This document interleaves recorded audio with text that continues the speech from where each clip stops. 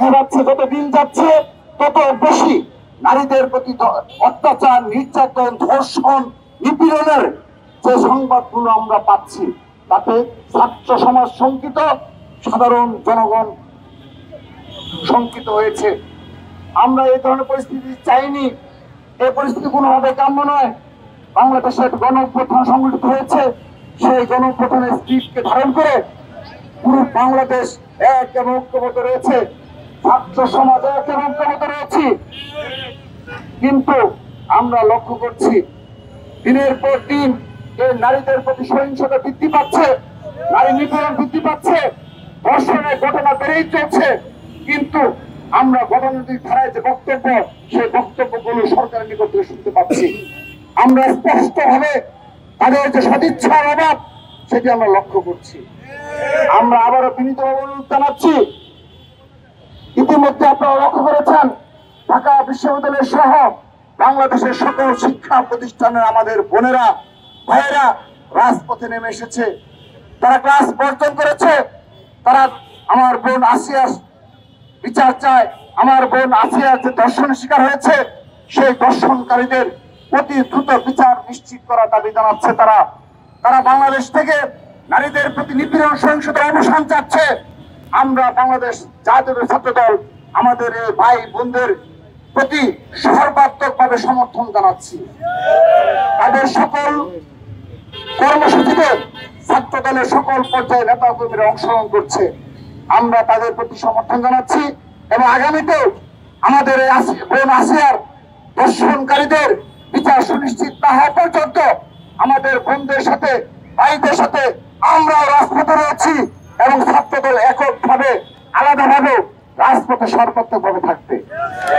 সংগ্রামী উপস্থিতি, জুলাই আগস্টের পর ছাত্রদল প্রতিটি ক্যাম্পাসে শিক্ষার্থীদের অধিকার বাস্তবায়নে এবং শিক্ষার সুষ্ঠু পরিবেশ সুনিশ্চিত করণে আমরা ক্যাম্পাসগুলোতে ছাত্র রাজনীতি করে যাচ্ছি, ধৈর্য সহনশীলতা পরিচয় দিয়ে যাচ্ছি এবং এই নির্দলীয় সরকারের প্রতি সত্যিকার অর্থে আমরা কোনো প্রকার কোনো কর্মসূচি ঘোষণা করিনি।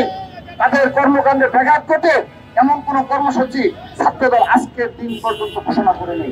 কিন্তু যদি এ ধরনের ঘটনা অব্যাহত থাকে, যদি নারী নিপীড়ন অব্যাহত থাকে এবং সুষ্ঠু বিচার আমরা না পাই, আমরা বলতে চাই অতি শীঘ্রই ছাত্রদল আবারও রাজপথে নামতে বাধ্য হবে এবং সেই কর্মসূচির মাধ্যমে আমরা বিশ্বাস করি হয়তোবা আপনাদের কাছে ব্যাঘাত ঘটবে, আপনারা আমাদের দাবি মানতে বাধ্য হবেন।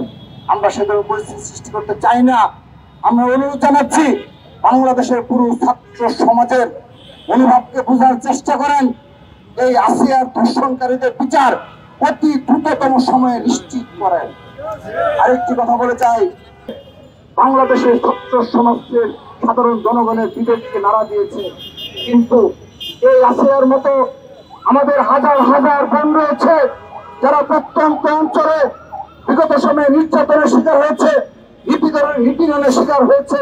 কিন্তু সমাজ ব্যবস্থার কারণে, লোকলজ্জার ভয়ে, পরিবারের ভয়ে সেই ঘটনাগুলো আলোর মুখ দেখেনি। আমরা এ ধরনের সমাজ ব্যবস্থা বিলুপ্তি চাই।